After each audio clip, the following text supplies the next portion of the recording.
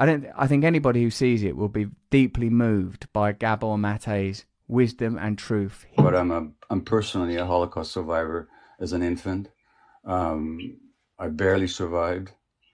My grandparents were killed in Auschwitz, and most of my extended family was killed. I became a Zionist. This dream of the Jewish people resurrected in their historical homeland, and the barbed wire of Auschwitz being replaced by the boundaries of a Jewish state with a powerful army.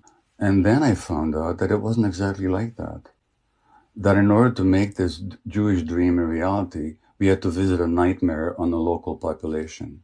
And there's no way you could have ever created a Jewish state without oppressing and expelling the local population. Jewish Israeli historians have shown without a doubt that the expulsion of the Palestinians was persistent, it was pervasive, it was cruel, it was murderous, and with deliberate attempt.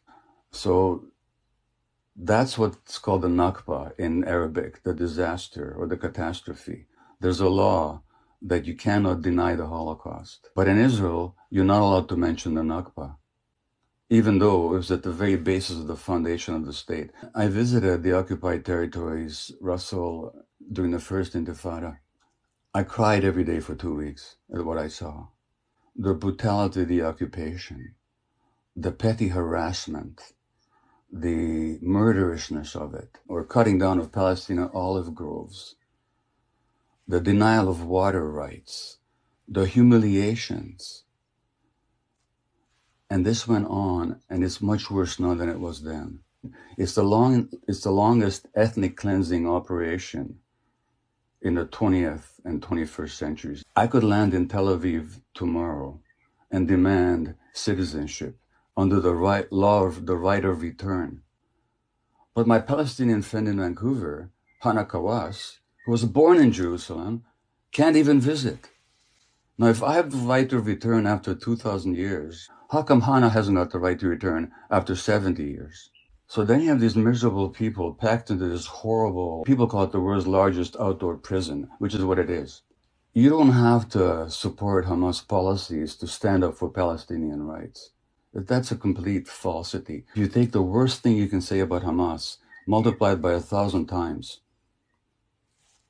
and it still will not meet the Israeli repression and killing and dispossession of Palestinians. Anybody who criticizes Israel is an anti-Semite is simply an egregious attempt to intimidate good non-Jews who are willing to stand up for what is true. If you look at the Western press,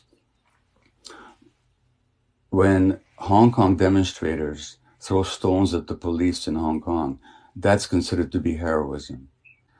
When in Myanmar, the demonstrators throw slingshots at the army, at the oppressive army, they're considered to be heroes in the Western press. When Palestinian kids throw stones at the Israeli soldiers, they're called terrorists. And Israel gets away with a lot more without much less criticism in the Western press than any other country. He runs a program for Palestinian children who spend time in Israeli jails. 14, 15, 16-year-olds are jailed for months or years. Sometimes they can't see their families for months. She says, we don't have post-traumatic stress disorder here because the trauma is never post. The trauma is daily, she said. If he's got any ounce of humanity left, he would cry like I did for 2 weeks when I was there. Anybody can go on YouTube and listen to Ilan Pappé, an Israeli historian. Anybody can listen to Norman Finkelstein, a Jewish professor, world expert on Gaza, who was denied tenure at his university because of his public speaking against Israeli policy. You can listen to any number of Israeli Defense Forces soldiers who talk about the brutality that they now regret having committed. You can listen to Israeli pilots who talk about why they refuse to fly over Gaza because of the atrocities they're made to commit. You can get all the information you want. So if anybody these days doesn't know, it's not because the information is not available. And none of that excuses not knowing truth. and this deliberate attempt to silence anybody who speaks, Jewish or non-Jewish. And I really wish that non-Jews of goodwill would stand up against the calumny and not be intimidated by this charge of anti-Semitism. I really wish that. And it's not a question of being pro-Palestinian. It's a question of are you in favor of justice and liberty and freedom and truth, or are you not?